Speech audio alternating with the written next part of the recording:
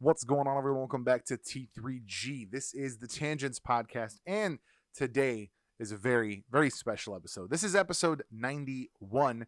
Man, never thought I'd put out 91 of these, but here we are.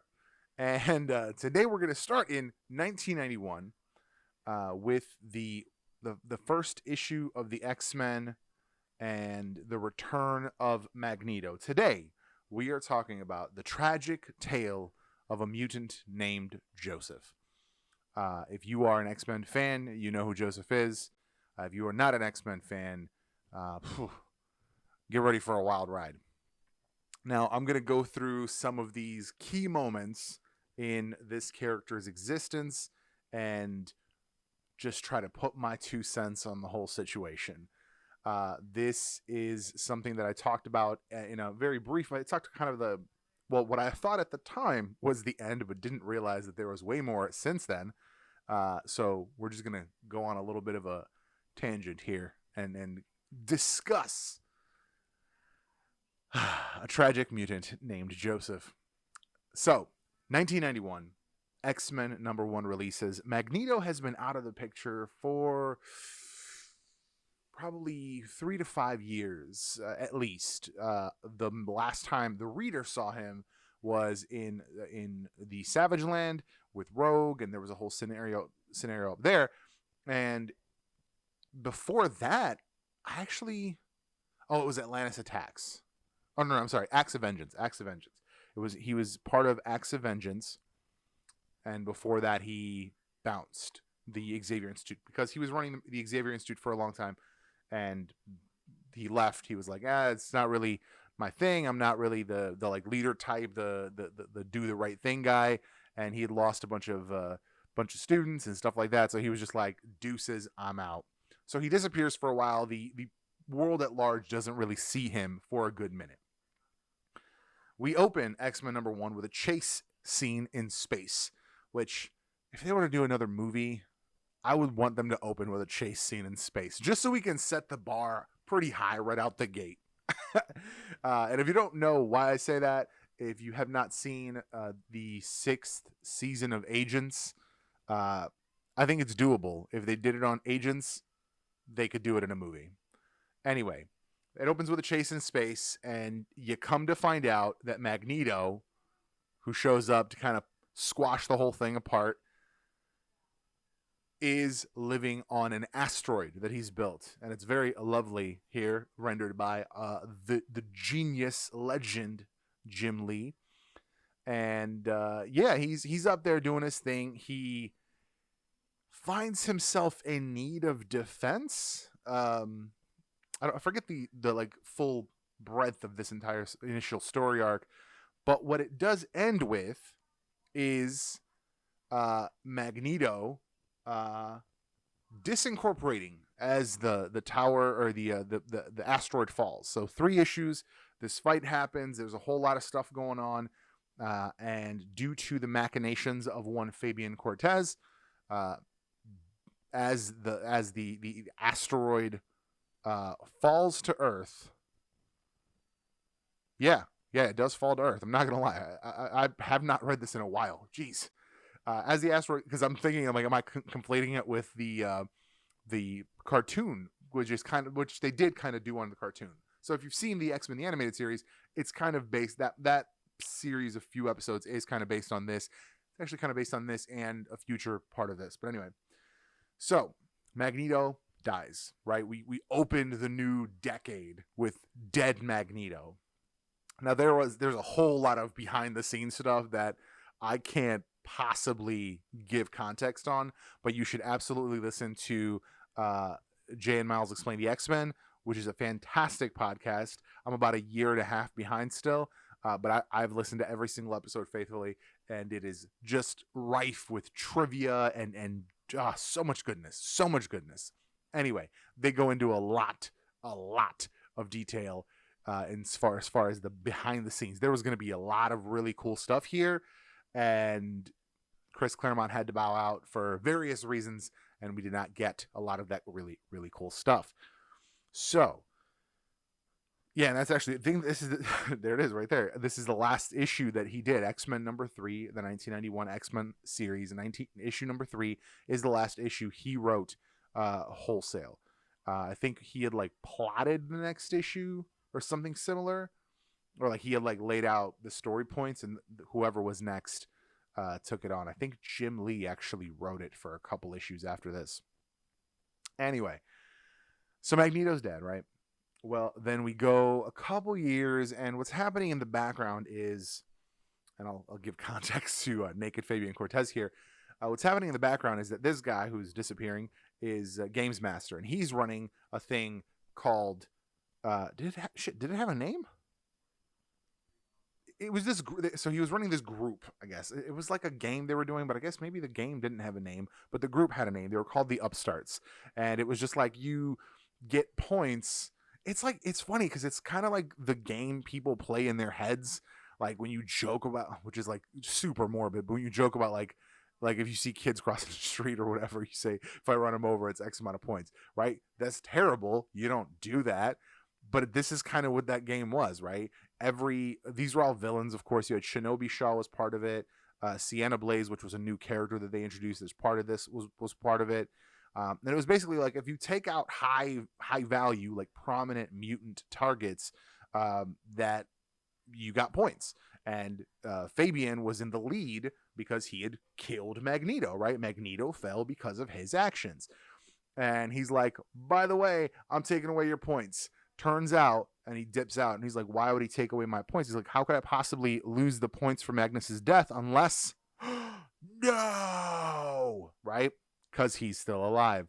So then we get into, and this is the other part of what I was saying that they combined the X-Men, the animated series story with, and that is Fatal Attractions. Magneto shows up and he's like, hey, I got another asteroid. We're going to come do our thing up here, and we're going to be just hanging out. We're going to have our own mutant world, if you will. You know, I'm calling all mutants. Come on up. Free beer, you know? And Xavier's like, fuck nah, you can't take nobody. And he's like, I'm already fucking taking people. Like, why are we even fighting? Like, this is already happening. People are coming with me. They think I'm right. You're doing nothing. This is happening at a funeral, by the way. Super, super inconsiderate. And what this ends up with is Colossus going with Magneto. He's like, I'm out, dude. You got my sister killed. You had me out on missions. I could have been at her side when she died. She died while I was on a mission for you, and we didn't do anything. We didn't get anything accomplished. We haven't been proactive in helping mutant kind. I'm out. I'm going with Magneto. And they're like, oh shit, he must be mind controlled. There's this whole thing where they try to get him back, and they find out, oh shit, it's not actually mind control. He just is really that fucking mad and distraught, and you know, he's been through some shit. This is a peaceful artist dude who's had to kill for Xavier. So like, you gotta give him a break. So we end up with the end of, which, if you haven't read Fatal Attractions, in the now classic X-Men 25, Xavier shuts down Magneto's mind as a result of Magneto pulling out Wolverine's adamantine, which I'm sure everyone's seen. So you end up with a mindless, a vegetable state Magneto, which I don't know why they just like had him in robes. You'd think they'd put him in like clothes, or I don't know, treat him somehow nicer. So, but anyway, you end up with Colossus and the other acolytes on Asteroid M. Or were they calling it Asteroid M at the time? Does it say here? I think it was originally called Asteroid M, but now it was called... Oh boy, what was it called? Was it just called Avalon? I don't remember. Yeah, I think it was called Avalon, because I think the next thing I'm going to bring up here is the fall of Avalon. So he's up there, right? And he's kind of just put in the background. We don't really hear a lot about it. We don't really see a lot of what's going on. And in the meantime, while Magneto is a vegetable in space, we have the rise of Generation X, the near destruction of the X-Men by the Phalanx during that storyline, and then we have the most famous, the absolutely most famous X-Men storyline of all time, Age of Apocalypse. And what people, this is my perception. Now, I don't know if this is where it came from, but what happens is you see Magneto as a leader. Magneto is the good guy. He is the one in charge of the X-Men. And people like that shit, right? People like what that looks like and what that feels like. You got Magneto, who, like, people have always had a soft heart for it because he has kind of a legitimate reason to be mad, right? He's been through some shit. He was in the Holocaust. Like, Magneto's been through some shit. So you always, like, people have never been like, Magneto is a bad guy and thus he's wrong. Like, that's never been a thing because that's not how he's written. I mean, not counting like the first, like, whatever 10 issues where he's just kind of like classic 60s villainy. But coming out of the Age of Apocalypse, they're like, hey, people are really taking a shine. They had 4 months of this. It was, at the time, was a very, very unique situation where they were like, hey, even if you're subscribed and you have a monthly subscription to X-Men, the following month you're getting the whatever the let's say you were on Uncanny X-Men, you got Astonishing X-Men. That was just like your next issue. So people just out of nowhere were like, what the fuck is going on? Like, what are these books? Like, what is... But you see Magneto leading the team. You see all these things. So then they have 4 months of this. They hear good things. They get the letters. And they're like, hey, maybe we bring Magneto on as a good guy, right? Maybe we bring Magneto on to the X-Men in some way. How do we do it? Well, coming out of the Age of Apocalypse, you have the guy in the right there, back right, is his name is Holocaust. Ironically, they did end up eventually calling him just by his name, which is Nemesis. That was his birth name. He is the son of Apocalypse in like kind of undefined terms. Like, we don't actually know if he's an actual sire. You know what I'm saying? Like, is sire the child? I think sire is the child. So I don't. He's not an actual. I don't know if he's. We don't know rather if he's an actual biological product or if he's just like a kid he raised or whatever, a kid he molded or whatever. He shows up in space. They bring him onto the. Oh, that's actually super ironic. I'll bring that up in a minute.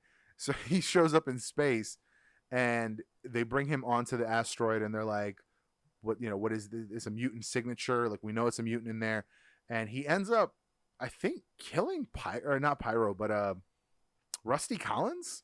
I think Rusty Collins goes out in this as like a fuel source for Nemesis. I'm gonna have to look that up. I was just thinking about that the other day. I was like, did he actually just kill Rusty? But I felt like Rusty came back at some point. Anyway, we'll get to that. We'll get to that in a different episode. What happens is he gets big mad, as they say, because he's like, wait, Magneto's here? Because where he's from in the Age of Apocalypse, Magneto is the leader of the X-Men, right? He's the good guy, and Holocaust / Nemesis is the bad guy. He works for Apocalypse. Apocalypse is the bad guy. So he's like, I'm gonna fucking kill Magneto. Magneto's on here, and Exodus, who was on the X-Men in the Age of Apocalypse, he's like, how the hell do you know my name? He's like, no man alive knows my fucking name. Who the fuck are you? I'm gonna kill you because you're not supposed to know that. So they're fighting. They are very much Omega level mutants, and they are just tearing this fucking place apart. So they're like, hey, Colossus is like, yo, Amelia. Amelia is one of their teleporters. He's like, yo, I need you to find me help. Bring me help. And she brings Scott and Jean. And you see Magneto there, still possibly the same exact robes. So, like, did they never change him in all those years? Or just like so many robes that are very similar. Anyway, so they help basically just evacuate the place because they can't stop this fight. This fight is not stopping. And Colossus takes Magneto. He throws him in an escape pod, and they leave, right? And he falls to the earth. And he's found by Callisto. That's a different story for later. And she's like, you were alone. I don't know what the hell you're talking about. Magneto wasn't here. You were by yourself. Okay? So that's where we are. That is the kind of midpoint of this. This is the setup. This is the pitcher getting to the mound, if you will. The next thing we know, this is X-Men 44. I wrote it on the file names. So this is X-Men 44. This happens in X-Men 40, not 45, 46 or 47. It would have to be 46. It would have to be 46. I was just reading this because they were saying that Joseph's first appearance was X-Men 46, or it would have to be 46 because 45 was the New Orleans story with Gambit and Sinister and Rogue. So it would have to be 46 because in Uncanny 327, because they were the numerically they were kind of aligned. So this was X-Men 44. The Uncanny issue the same month would have been 324. So the last number was always the same. I don't know if they did that on purpose, but regardless, it worked out for me. For a long time, I was like, I know which X-Men issue is supposed to be this month. And then they changed that because, they relaunched titles and shit. But, so I think 46 is when his first appearance is in, like, it's just like, and it says, I didn't pull that image, but it says something like the man who was once known as Magneto, blah, blah, blah. He's got the same beard, right? The same kind of beard you see here. And you are meant to assume, like very obviously, that it's just Magneto. And he shows up. And again, similar robe, not the same robe. And I don't know if that was conscious, but similar robe. And, oh man, I'm going to try real hard to identify this artist without having to look it up. I actually think this piece is done by Roger Cruz. I'm going to say Roger Cruz, but I'm probably going to be wrong. I feel like it's Roger Cruz though. I'm confident it's Roger Cruz. Let's put it there. Cuz he was doing the fill-ins for Joe Matt at the time. So he shows up, he's got the beard, right? You're like, "All right, this is Magneto. He's waking up from that previous scene where we saw him in the other issue." But then he shaves and he's like, "Yeah, I look like I'm in my 20s, but why is that wrong? Well, that feels wrong." So then you're like, wait, but if it's Magneto was not in his 20s for sure. Like, we know that. So was it another de-aging situation, right? Because we had a whole story arc in the late 70s, early 80s where Magneto was de-aged. Granted, it was into a child at the time. But then you're like, was there some sort of another de-aging situation or what exactly happened, right? So you have questions. Well, anyway, in this, they're like, "Oh, you're actually kind of nice. We thought you were mean and old." And the kids in this story get kidnapped. He loses his shit, kills the fucking town, the fucking kid or the group that kidnapped them, just murders the shit out of them. And they're like terrified of him. And the Sister Maria, is like, "You should probably go. But here's this like picture from like 30 years ago of the X-Men." I think she said 15, which then at this point in 1990, end of 95, end of 95, then puts the entire history of the X-Men into 15 years. The previous 30 years, 35, 30 like 3 into 15. So like it was kind of crazy. When they do those little things for the timeline, the like Marvel time is crazy, and then they try to explain it in the Ultimates, and then I was like, I don't know if I'm following, but I'm kind of glad that they try to explain it. Anyway, so he leaves and he's like, "I'm gonna try to figure my shit out." Happens upon a like a Friends of Humanity, which was their I mean, comparative to now, is their Proud Boys. There's just no way around that. Like, it was people who were like, humans first, fuck mutants, right? You saw them if you watched the cartoon, the animated series. They were in there very prominently, and they were handled, I think, very, very well for a kid's show. But he kind of infiltrated them, and they captured Rogue, so he kind of had to reveal himself, and he's like, "Hey, my name is Joseph. Allow me to..." And she's like, "Fuck that. I'm gonna beat your ass, Magneto. Who do you think you are?" They sort that out, and they kind of go on about their business together. They partner up, and I actually caught this on my most recent reading of this is X-Men. I think this is the same issue. They had two different artists. There was a period when they had like two not necessarily similar artists, because like this artist I like for certain things. But like, this is not my favorite shot. But then this is the same artist. Like, I actually really like Rogue in that shot. Certain shots by this artist, and I couldn't name this one off the top of my head. Put a gun to my head. But this is Steve Epting. Steve Epting was like huge Avengers in that era. Just like, he's done a ton of stuff. He did. I think he was doing, if I'm not mistaken, he did the Winter Soldier arc in Captain America when Winter Soldier first appeared. I'm pretty confident about that one. So I as I was saying, fucking tangents. She's like, this is why we do it, for the innocents, the ones who ain't been taught to hate yet, our hope for tomorrow. And she looks at him, and that's the part I caught on this most recent reading. She says, change is going to come. So she believes that this is Magneto. He's been given a second chance. He doesn't know the hate that Magneto does, where he doesn't have that bitterness in his heart. Boy, does that get complicated. While this is happening, Onslaught starts. That's a whole big-ass fucking conversation for a different day. But anyway, they're like, hey, Magneto might be behind this. Let's go find this motherfucker. And they find him through the use of Cerebro, I think. And they send the Avengers X-Men's like joint squad to get him. And, you know, out the gate, Pietro, who is at this point his son, I think that's changed maybe a couple times since. But regardless, at this point, it's his son. And he's like, I know that's him. He's like, younger somehow, but that's him. And he attacks him. Big old kerfuffle. But they get on about it, and they bring him back to New York. And somewhere in between them getting Rogue and Joseph in Avengers 401 and X-Men, I think 55, they got him a suit. They got him a X-Men training suit. And I was like, did they stop at the mansion? Like, what exactly the fuck happened? Because they were in, I think they were in like Ohio. So then I'm like, did they like loop up through Westchester to come back down?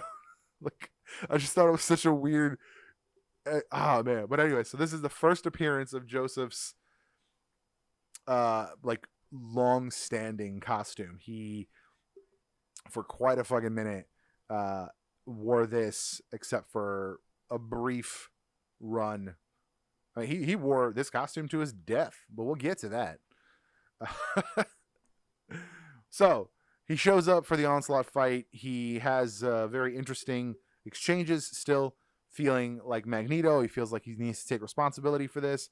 And he says, he's like, who sins are there it is right there. It began with me. I know this now. Despite how I may have since changed, how can I not be held responsible for Onslaught's rampage? He says, whose sins are greater, Joseph? Yours for cultivating his evil, or mine for setting it free? It's a very poignant question. But he joins the fight, and he's pretty much useless, just like most of the characters in the story arc are, except for literal fodder. And what he does do in the end is he helps Xavier get Franklin Richards and Nate Gray out of the Onslaught entity.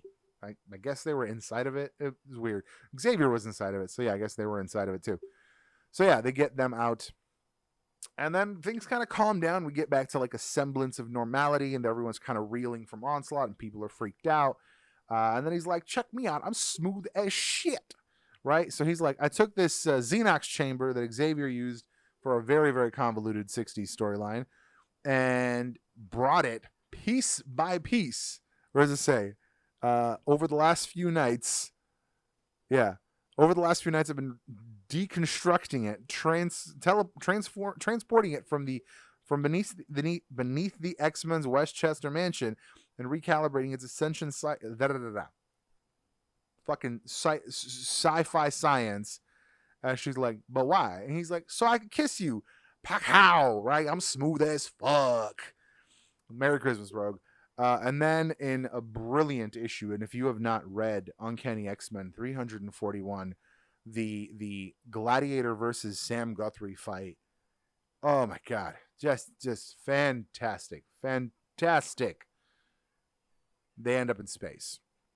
They find some people being being held hostage in quote unquote prison camp, and he's like, no, never fucking again, right?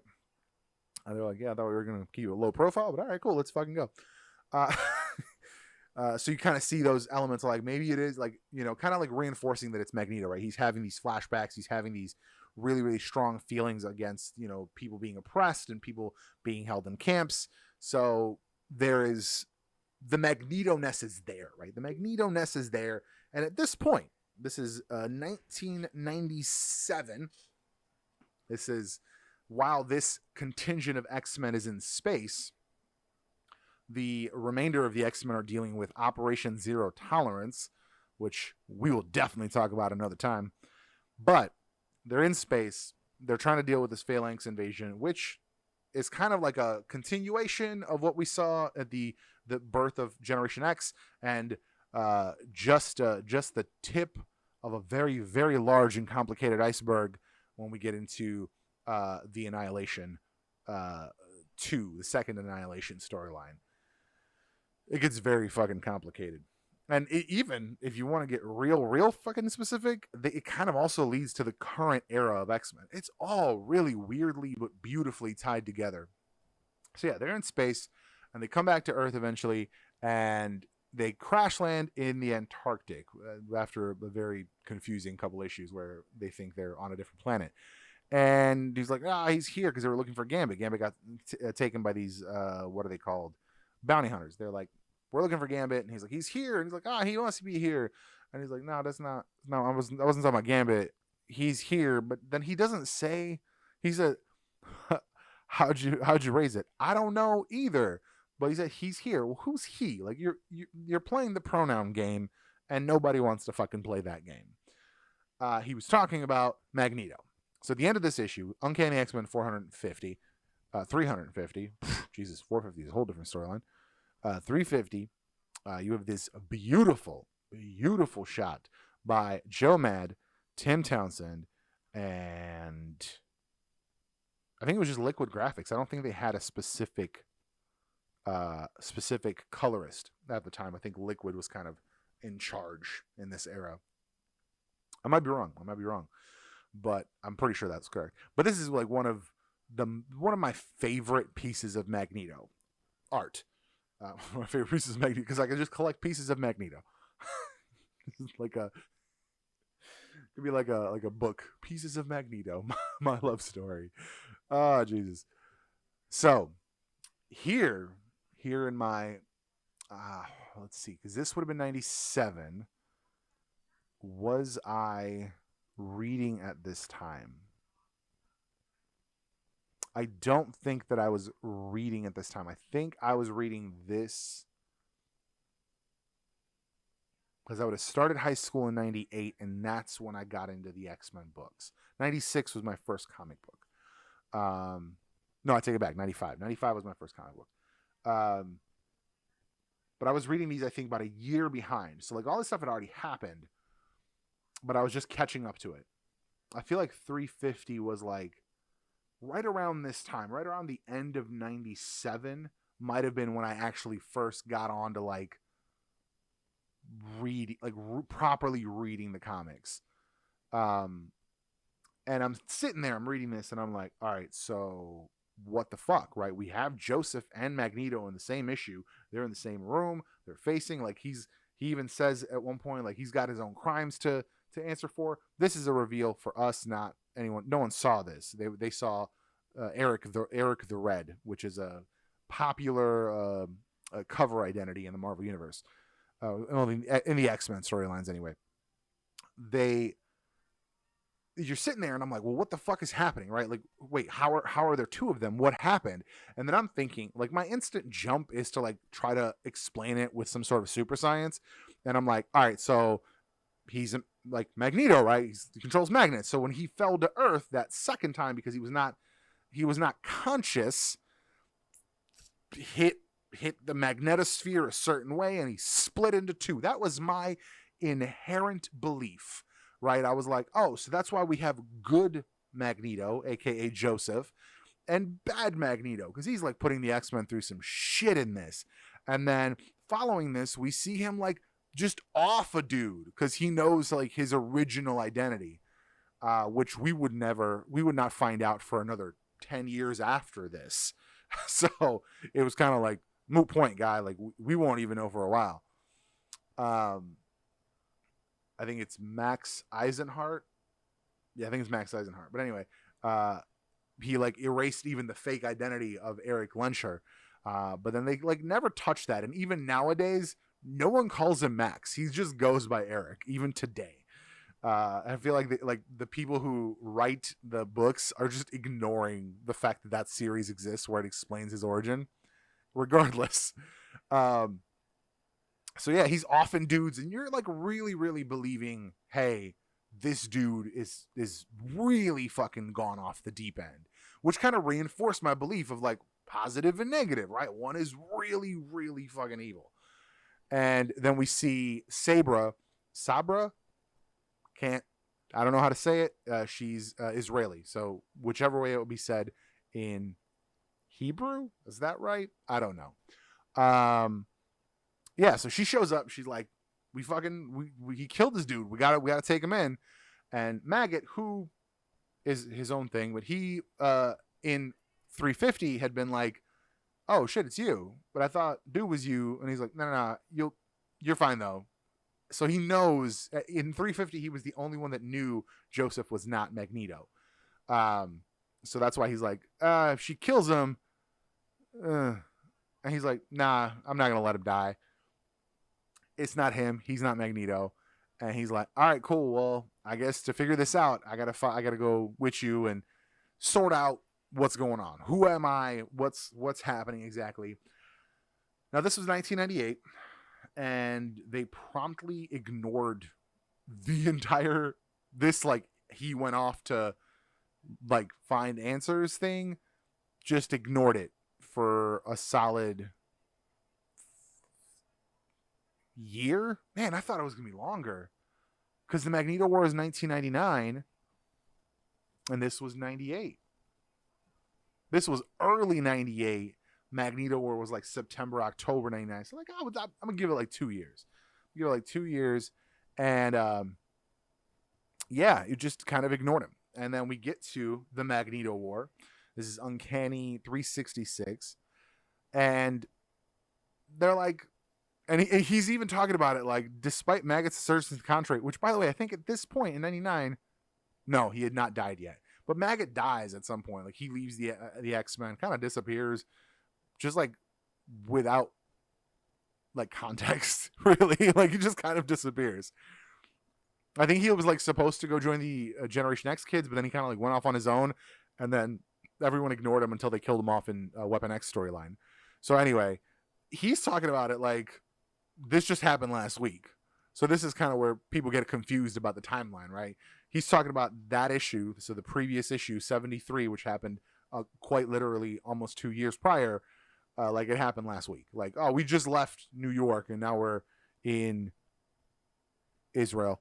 And you know, we're trying to figure out who I am. So this doctor's like, boom, boom, boom. By the way, and also I love the like ridiculously nerdy doctor. And he's like, every down to every single strand of DNA you are Magneto, but every single strand of your DNA is a meticulously crafted forgery.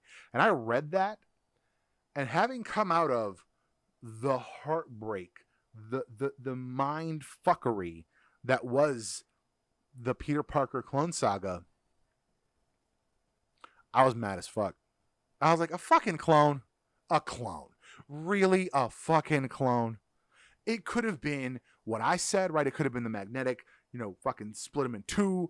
It could have been, I can probably come up with 5 different alternative things that it could have been. But no, they went with a fucking clone. Now here's the fucking funny part. Fabian Nicieza and Alan Davis wrote this arc. I also don't know if I'm saying his name right. I've always wanted to say it's Nicieza, but like, I feel like that's also whatever. Fabian. Like, I know the guy, which is ironic because I'm friends with him on Facebook, and I'm literally staring to the right every once in a while to see if he answered, because I was like, I'm friends with him on Facebook. I'm gonna just ask him, was this fucking clone thing your idea, or was this something that was like on the books and you just had to work with what you had? Because here's what happens. They're like, oh, you're a clone. And they introduce, this was in the meanwhile, like while he's finding out that he's a clone, Magneto goes and, poses this like ridiculous, like, what if you knew a mutant could kill your family with a thought? And he's like, it's not, he's just like, he like met this random construction worker, like the everyman. And he like basically makes him responsible for like determining if he's going to kill the fucking planet and take the planet hostage. And he's like trying to explain, like, you can't bring up family, people get defensive. So like, it's not a fair question to be like, if you knew that someone could kill your family, wouldn't you want to take them out first? And he's like, so he's like, you gotta be more subtle. He's like this is, if you, like, this is an old one. If you could go back in time and kill Hitler as a baby, would you do it? And that's, of course, a sore subject for Magneto. So he's like, not so easy. When the answer is not black and white. And he's like, you're wrong. It's very fucking black and white. I would go. I love how he's, this is like a beautifully written piece by Joe Kelly. He says, the answer is yes. To save millions of lives, I would track the child down at his home and smother him where he lay. Then I would destroy his family, his family's family. I would raze an entire city to the ground and scour his ashes from the earth. Poetry. Fucking poetry. So Magneto's trying to take the planet hostage to get what he wants, freedom from mutants. I forget the exact like genesis of it. But in the long run, he got his own land. He got his own island. So he went from island in space to an island on Earth. I feel like he's downgrading. I would have tried to go for another island in space. Third time's the charm. But whatever. He gets Genosha. But in the meantime, this character is introduced, Astra, who we are meant to believe is the long-forgotten member of the original Brotherhood from the 60s. She was there out the gate, but she got kicked out. Look, retcons are one thing, but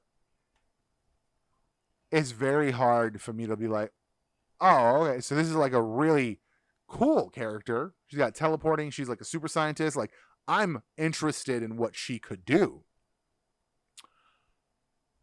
But you're going to be telling, oh, she was always there. The only time that, like, this person was always there was really funny and really cool and really, like, well done was Forget-Me-Not. Forget-Me-Not is the best character anyone's ever created. And also rounds out the entire Astonishing X-Men series in a solo issue. I thought it was brilliant as fuck. Fucking crazy. So Forget-Me-Not was like the Deus Ex Machina throughout the entire series of X-Men from the 60s. It was like brilliant. But she was supposed to have been there. And if memory serves, they even showed her fighting some of the X-Men, regardless. I'm not even that mad about that, but it's like, all right, cool. So she's like been around, and then she disappeared for contextually 20 years, 17 years. I don't even know. Like, at some point, when Hickman was doing the current arc, and you saw like the year markers on Moira X's life, and it was like they marked like Scott joins the X-Men, and then like all of the things, and it was like year 10, and I was like, you're telling me the entirety of Scott's life up until like basically the current time has been 10 years? That's not possible, because any sane person would have killed themselves. If you had fell in love, your girlfriend dies right after, I'm pretty sure they had space sex on the moon. Anyway, so your girlfriend dies after you guys had sex for the first time.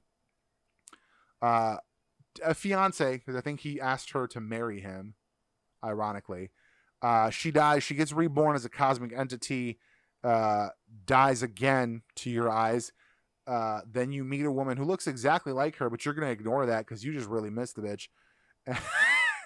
and like all of these things, and that all happened in 10 years. No, anybody would just go insane. And I was like, you can't say that happened in 10 years. Regardless, timeline notwithstanding, we get the actual origin of Joseph. So it turns out Astra was like, I'm gonna get Magneto. Fuck that motherfucker. So when he falls from Avalon, does it say Magneto waking up, give or take 6 weeks, and given dozen spatial jaunts? He was confused. I had restored his mental facilities after they had been. No, I thought she had mentioned. I'm pretty sure it was Avalon. Anyway, so after the fall of Avalon, she like spirited him away. I guess she'd just been waiting for her chance, and she brought his mind back, and I guess dressed him.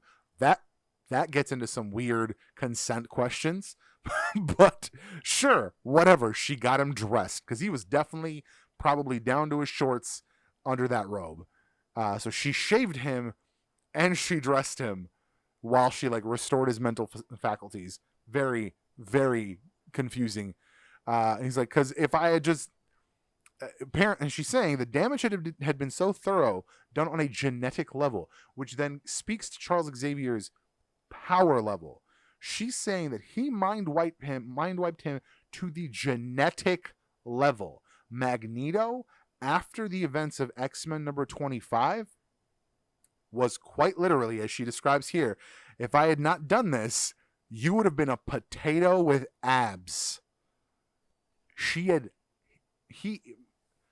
had been so thoroughly removed of all his mental capabilities that he was just a body. And that blows my fucking mind. But anyway, so she's like, yeah, so I restored his memories, blah, blah, blah. And then I was like, oh, by the way, check out my clone of you that I made who's going to kill you now for all the shit you did to me. And she's just watching him fight. And Magneto's like, I ain't losing this fucking fight. And he cheats. I say cheats, but like he just throws a rock at the dude. He throws a rock at the dude. I don't know why I don't make myself bigger on the screen. Whatever, it doesn't matter. He throws a rock at the dude, and he's like, I'm fucking out. And presumably he goes off to heal. And that's where we get I guess he knocks him out for so long. It says your body lay in the jungle for days healing itself. How many days? Because he woke up with a full beard. How many days? Because even here, it shows. God, I wish Fabian answers me. How many fucking days, bro? Because you even show him right here. He was fully shaved. He was a brand new young Joseph in like the god awfulest costume. Like that is a terrible fucking costume. Like I love Alan Davis, but that is a terrible fucking costume. So for days later, I guess he's got, I don't know, super hair growth powers, because he was also short haired. Like he was longer haired, but he woke up with like a mange. Anyway, so they end up fighting because I think she exerted some sort of control over him for a brief moment. But then Joseph was like, as much as like I'm doing it because of what she wants me to do, you're also like threatening mankind, threatening humanity and the planet. So I got to fight you. He's like, I've been through some shit today, so I'm gonna fuck you up. And he's like, what the fuck do you know about me? You don't know me. That's where the fight starts. So they fight. They finally get Magneto down. But the problem is the situation's already fucking out of control. And Magneto's threat to destabilize the magnetosphere, if he didn't get what he wanted, kind of went through to a point without him doing it. Astra kind of pushed him over the edge for that. And Joseph's like, I'm going to fucking fix this. I'm going to go in and I'm going to save this. I'm going to fix the magnetosphere. And he's like, my body's disincorporating because I have to now become part of the magnetosphere. And it was kind of like a beautiful way to end Joseph, right? It was this like very, very heroic sacrifice. I just really like the clone thing really, really like soured me on the whole thing, which is ironic because in the current day, cloning is just part of the X-Men life cycle. Instead of having to wait for like, how is Wolverine gonna come back from this one? They just make him a new body. That's how. They just make him a new body with just, I guess, an endless fucking supply of adamantium. Because they keep making him adamantium bones. Oh man, it's a lovely time to be an X-Men fan right now. But in my thoughts, in my understanding, that was the end. Until I read. Now I had somehow missed a mini series that was Magneto, Not a Hero.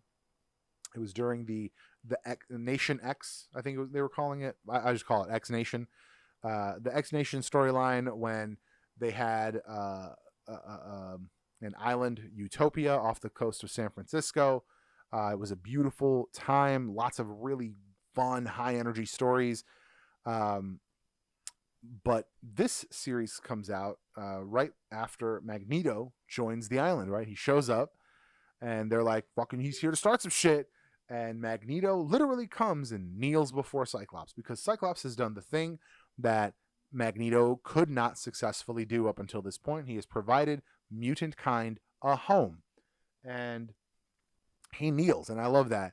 He says, I come not to bury Caesar, but to praise him. And that is outstanding writing. So he does some really good shit for them. He helps bring back Kitty Pryde because at the time she was in a bullet flying through space. That's a very complicated story. He brings her back, and he kind of proves himself to be a good guy. Even the U.S. government's kind of like, all right, like the Avengers, are vouching for you, cool. And then Astra takes a fat wad of cash to reincorporate Joseph, I guess, blank slate again. And she shoves all the bad memories into his head, and he comes back kind of broken. He comes back kind of like how they brought back another clone, a favorite clone of mine, Ben Reilly. Ben Reilly was brought back very broken. But yeah, Joseph comes back and he's broken, and he kills some people on camera as Magneto, and Magneto's like, wasn't me. There's a very entertaining standoff with Iron Man, and they're like, cool, you get a few days. If you don't sort this shit out, we got to come get you. And they figure out it's Joseph. He's back, and he goes to face him, and he's like, don't think because I'm part of the X-Men that I'm not powerful, that I'm not getting what I want. Don't check me, son. And he's like, you don't deserve to name Magneto. They fight it out. Joseph loses. Astra is imprisoned. Joseph is imprisoned, and there's a great moment at the end of this. I don't know why I didn't screen grab that. There's a great moment at the end of this story where Magneto he's like, I don't know if he's got him by the throat or whatever. He's like, it's like the last part of the fight, the last moment of the fight. And he's like, it's not about good and evil. It's not about heroes and villains. It's about what I want and how I get it. And it was one of those moments where you kind of realized, even though he's with the X-Men and he's doing good guy shit, he's still Magneto. Because he definitely kills the anti-mutant, I don't want to, he's like an instigator. He's like their Donald Trump, really. He definitely kills that guy in the last. That's the last thing you see in that miniseries is this guy's definitely dead, and Magneto definitely did it. And we kind of just forget that. But it was one of those things that I feel was more for the readers. So it's kind of like, hey, just because you're reading these things where Magneto's a good guy and he's a hero and he's saving people, don't forget he's still Magneto and he still fuck a motherfucker up. So after this, he's just kind of in the background. And during the Avengers vs. X-Men storyline, Utopia gets fucked up. It's sinking, and Danger, who is a physical embodiment of the Danger Room, again, something we'll get to in another time.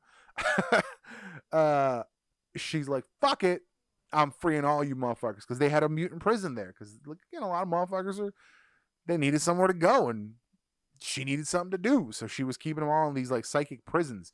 They kind of chill the fuck out, and they were in cages. So she lets everybody go, which includes, of course, Astra and Joseph. And that's not really addressed directly, but then they bring that back a bit later. Several arcs later, Jean Grey returns, forms an X-Men team. The boy, they had a name. They had like a specific name. It was an X-Men team. It was the first time Jean had been the leader of a team. I thought that was really cool. I appreciated that era. I really liked her costume. Very like strong callback to the 90s, but also very new and original. They fight. Oh, this is a very, very complicated thing, but I'm just going to put it in one sentence. They fight an amalgamation of Legion and Nate Grey, and that is something that really can't be explained unless you read the whole thing. And in the end of that, the climax of that, he just apparently, and this is like on news, on cameras, people are seeing this happen, he apparently kills all the X-Men. And I mean all the X-Men. Like, all the X-Men showed up. There's even a scene, I think in the issue right before Uncanny X-Men 10, which is the 5th volume of Uncanny X-Men, where B shows up. He's like, you fight the X-Men, you got to fight all the X-Men, son. And I guess I don't know how all didn't include everyone, because then after that, Scott Summers comes back from the dead, because they do that. And a recently returned Logan also comes back, and they form their own X-Men with other X-Men that have been around. And most of them die in horrible, horrible ways. This is the second half of this series is very much about killing off X-Men in very brutal, violent ways. And it was, I feel like it was something where they were like, look, what's going to happen is in like 6 to 8 months or whatever, 10 months, we're going to relaunch this whole thing. And regardless of what you do, it'll all be fine. So you want to kill somebody, you go for it. You, whatever you need, just go for it. So that's kind of what it was. And during this era, Magneto was part of the assault on X-Man Nate Grey. Because I think Nate Grey ended up absorbing Legion, like his powers and body. Yeah, it's weird. So yeah, Magneto was part of it. Apocalypse was part of the attack. Like fucking everybody. So that's why I was confused, like why there were still leftover mutants. And Scott has this X-Men team, and they're out there trying to do some X-Men shit. And I love that Salvador did the art for this second half, because I've been a fan of Salvador. I'm not going to try to say his last name. I know how I want to say it, but I know it's almost certainly wrong. Regardless, I've been a fan of Salvador since his like fill-in issues on X-Men in '97, and then when he took over Fantastic Four in '98, he was just killing the game, just killing the game. I love his work, and he's only gotten better over time. So that was like a reason alone for me to read the series. But then they just started killing motherfuckers off, dude. They killed off the precog, what's her name? Blindfold. They killed off Blindfold. And it was just kind of like oh shit, just dead. Okay. And all these people died. And then Magneto shows up, and you're kind of like, well, wait, I thought Magneto was dead. Magneto shows up with I'm pretty sure those are all the original. Oh, except Pyro. That's definitely not the original Pyro. That's some kid or dude pretending to be Pyro, because Pyro was definitely dead at this time. Ironically, Pyro was the first dude they test drove the first dude they test drove the new cloning stuff with for the current era, and it was like a great moment when he realized that it was because he was expendable, and if they screwed it up, it wasn't going to be that big a loss. It was one of those things where he was like, nobody fucking gives a shit about me. So he like got a skull tattoo on his face, literally like a face skull tattoo.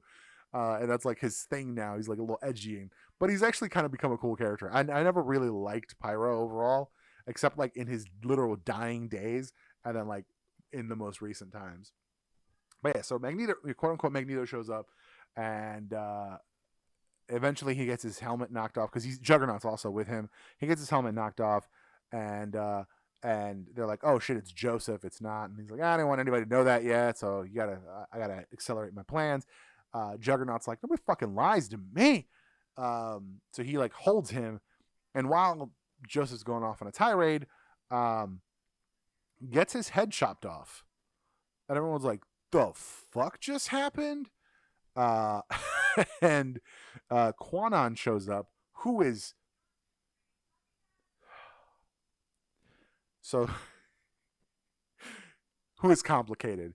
Quanon shows up, Revenge. Do they just call it? I mean, Psylocke. Currently Psylocke. The current Psylocke shows up, and she cuts his fucking head off, and that's it. That's it.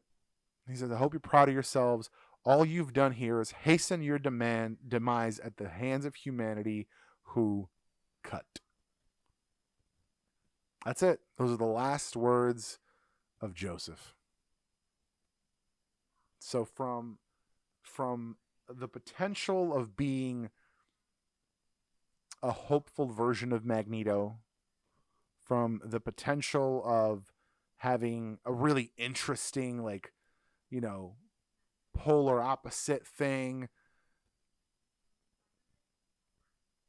he just gets his head chopped the fuck off. And it's one of those things that now in the current era, we are to believe that essentially this whole time, I don't know if, yeah, we're just gonna go into this. I mean, if you've gone this far and you don't know any of this current stuff, I don't know the fuck tell you. There's been spoilers all day. So now, if you think about the current era, where if essentially we are to believe that since the beginning of X-Men, Xavier, Magneto, and Moira X have been in cahoots, as it were. A lot of this shit don't make no sense. It's one of those things like, what exactly were they expecting? So like when the X-Men disappeared, was that, like, I would love to know the like breakthrough moment for Xavier and Magneto currently. Yeah. There's just, even to this day, out of some of the Joseph storylines, there is a lot of loose threads. Like Astra is, I think, back.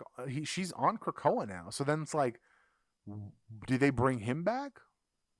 Would they bring him back? Isn't he a clone? Like, are they not bringing clones back? Because that was another thing that they were just recently talking about that in an X Factor book or a New Mutants book. They were talking about somebody wasn't getting brought back because he was a clone. And then Honey Badger was like, "But wait, I'm a clone. Does that mean they won't bring me back?" Yeah, it's such a very, very oh my god, I'm still recording, and Fabian is writing in the Messenger app right now. This can't be. This could not have been better. I literally just finished. This is the last slide. This is literally the last slide. Oh my god, I'm gonna read this in this recording. This is gonna be fantastic. I'm so excited. Anyway, so what I'm saying is, there's a whole lot of kind of maybes and maybes and might be's, which is the same word. Jesus Christ. So there's a lot of maybe they bring him back if they decide that they are going to just bring back clones. But like, would they? Like, would they bring back a clone of Magneto? Did they make Cerebro backups of Joseph? I mean, I guess it makes sense that they would have, because he did hang out with Xavier for a hot minute. There we go. Boom, boom, boom, boom, boom, boom. Oh shit. Oh shit. Okay, so the question I posed was, uh, was that clone thing, was that his idea, or was that just something that was on the books and they just essentially needed someone to write it? And he said he had. I'm gonna read it. He said I had zero to do with Joseph's creation, development, or resolution. So that to me sounds like very much a situation where they were like, here is what's going to happen. Write this thing, make it pretty, which makes sense. Which makes sense. The 90s especially, I feel like were very editorial driven. That is, I mean, hell, that's why the fucking clone storyline in Spider-Man ran so damn long, because editorial was like, oh shit, it's selling, people like this, change it, fucking run it longer, keep going. And that's why it was like left turn after left turn, except you never got back around in a circle. We just kept making left turns and kept ending up somewhere the fuck else, because it was like Peter's the clone, and then it was like, wait, no, actually it's not Peter that's the clone. But then it's like, well, we just read a whole shit load of books where he was suffering from clone degenerative disease. Like, what the fuck was he suffering from if he's not a clone? So yeah, the 90s were rife, like I said, with editorial kind of management of the storylines and everything. And I think really more so in the last, so many years, they were like, hey, you give somebody like a Jonathan Hickman kind of free reign, like, hey, do your thing on this book. Because then that's why you got these eras like of the Avengers and of Fantastic Four and now of the X-Men that are just like, this is the era. Like Dan Slott's Spider-Man was Dan Slott's Spider-Man. There's just no way around that arc and the stuff he did and how he set it up. And I think that's where you get the best stories, where you get really, really, like, it's the long punchline, right? It's the long game setup where you have stuff like the first year of the Dan Slott storylines, where it was just like Doc Ock would show up and he would like send the Sinister Six after Spider-Man and all this other stuff. And then turns out he was literally just like putting chess pieces on the board. And then he's like, by the way, this whole time we've been playing chess, you lose.